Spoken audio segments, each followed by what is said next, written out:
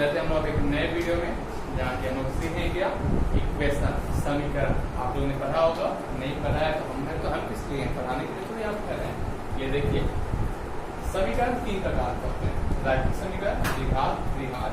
आशा करता हूँ आपको पता होगा, नहीं पता होगा तो हमें तो बताने के लिए रैखिक समीकरण, द्विघात समीकरण और त्रिघात समीकरण। समीकरण को इंग्लिश में कहते हैं इक्वेशन, रैखिक कहते हैं लीनियर इक्वेशन कहते हैं। ये आपका 7, 8 से शुरू हो जाता है और तरीका कुछ और होता है। यहाँ पे आपको जो पढ़ना है वो ये है 5x + 2y = 7, 3x + 4y = 7।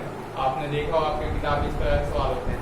ये त्रिघात समीकरण यदि आपको 10th क्लास के एग्जाम में देना है और आपकी किताबों में भी है, ये जो त्रिघात समीकरण ये 9th क्लास के पेपर में होता है, इसमें आपको इससे परेशान होने की कोई जरूरत नहीं है। और आपके एग्जाम में 1 नंबर में ये भी सवाल आता है कि रैखिक समीकरण कौन सा है, या द्विघात कौन सा है, या त्रिघात कौन सा है। या तो ये भी सवाल आता है कि रैखिक समीकरण के घात क्या होता है, जिसका घात क्या होता है 1। अब बोलेंगे घात क्या चीज होती है, तो जो पावर लिखते हैं ना उसी को हम लोग घात कहते हैं। जिसकी पावर क्या है 1, तो रैखिक समीकरण का पावर घात क्या होगा 1, द्विघात का घात क्या होगा 2, त्रिघात का घात कितना होगा 3। इस तरीके से आपको 2 नंबर इससे सॉल्व हो जाएगा। क्या क्या होता है, एक होता है समीकरण कितने वाला होता है 3 प्रकार का, और रैखिक समीकरण कौन सा होता है ये है, द्विघात समीकरण कौन सा है ये है, त्रिघात समीकरण कौन सा है ये है।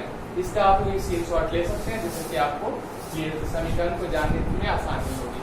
अब चलते हैं उस सवाल की ओर। आशा करता हूँ आप ये समझ चुके होंगे। चलते हैं हम लोग अपने सवाल की ओर कि कैसे हम लोग सवाल बनाएंगे और हमारा सवाल है क्या। हमारा सवाल है समीकरण का मान ज्ञात करें, जो कि बच्चों को बहुत तकलीफ होती है इस सवाल में। सोचते हैं कि क्या हुआ हमारा आंसर नहीं आया, क्लास में सर का आंसर आ गया था, हमारा क्यों नहीं आया। तो आज जिस तरीके से मैं आपको समीकरण सॉल्व करने जा रहा हूँ, जिससे कि आप लोग को ये समस्या कभी उत्पन्न नहीं होगी। तो ये देखिए हमारा एक सवाल, हल्का सा सवाल है, बहुत ही आसान सवाल।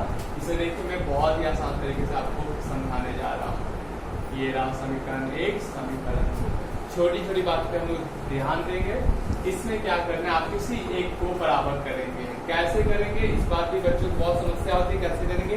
तो मेरा इसमें बहुत ही साधारण सा नियम है, कुछ नहीं करना आपको। जिससे भी बराबर करना चाहते हैं आप, चाहे x वाले को या y वाले को, करना है कि आपको इसमें 5 है, इसमें 5 से मल्टीप्लाई कीजिए, इसमें आपका 2 है, इसमें 2 से मल्टीप्लाई कीजिए। आई क्वेश्चन में क्या करना है आपको इक्वल करने के लिए, कुछ भी नहीं करना है, बस छोटी सी समस्या। ये आपको इसका नंबर इसमें, इसका नंबर इसमें मल्टीप्लाई करना। अगर आप इसको इक्वल करना चाहते हैं तो इसका नंबर इसमें, इसका नंबर इसमें मल्टीप्लाई करना। उसके बाद आपको हिंदी में सब लिखने हैं और वो ये इस प्रकार है। समीकरण 1 में 5 से तथा समीकरण 2 में 2 गुना करने पर, वो आगे बढ़ नहीं हो पा रहा था, इसी वजह से मैंने इसमें आप लोग ऐसा कहीं भी तीर धनुष बनाने का ये नहीं करें। जैसे कि बच्चे लोग आपसे क्या करते हैं, ऐसे बना देते हैं। ये सब चीजों का प्रयोग नहीं करेंगे आप लोग, ये एग्जाम के पॉइंट ऑफ व्यू से गलत होता है। तो आते हैं आप लोग गुना बोले, गुना कैसे करेंगे। तो ये हुआ 5, आई होप आपको समझ आ रहा होगा, 5 को लिखा है। तो देखते हैं 5 से करेंगे, इसमें 5 से 5 में कितना होगा 25, 5 से करेंगे 2 में तो कितना आएगा 10, 5 से 7 में करेंगे कितना हो जाएगा 35, 2 से करेंगे इसमें 2 दिया 6, 2 5 10 और 2 8 16।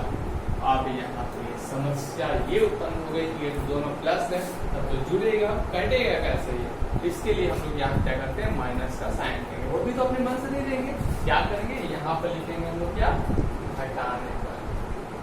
क्या करेंगे, घटाने पर।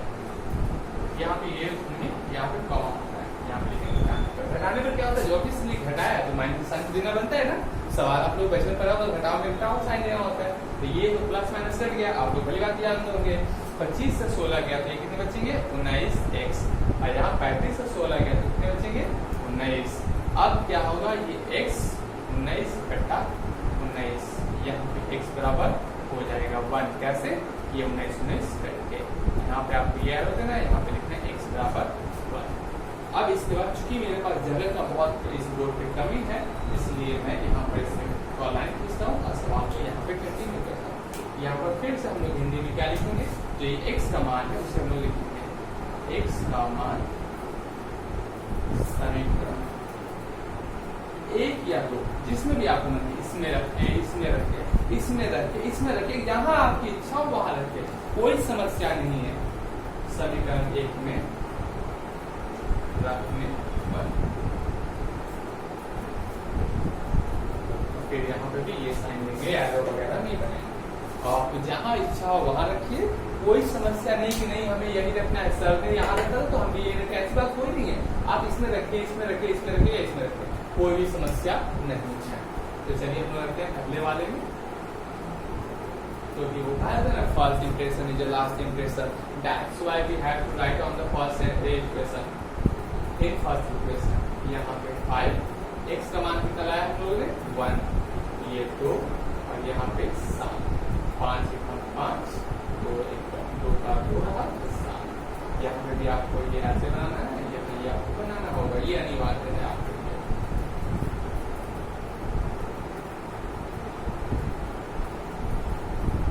y क्या होगा 2 कट्ठा में 2, इसलिए y क्या होगा 1।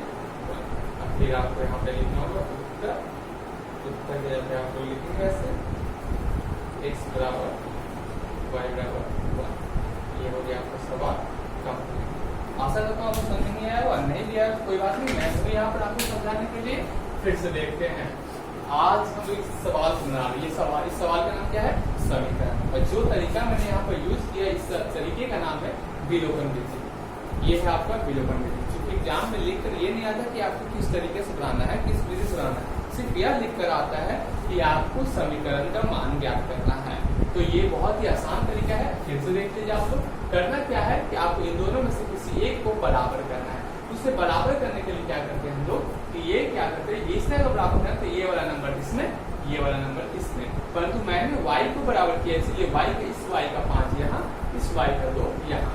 अब 5 बचे 25, 5 2 10, 5 7 35, 2 दिया 6, 2 5 10, 2 8 16, ये हुआ।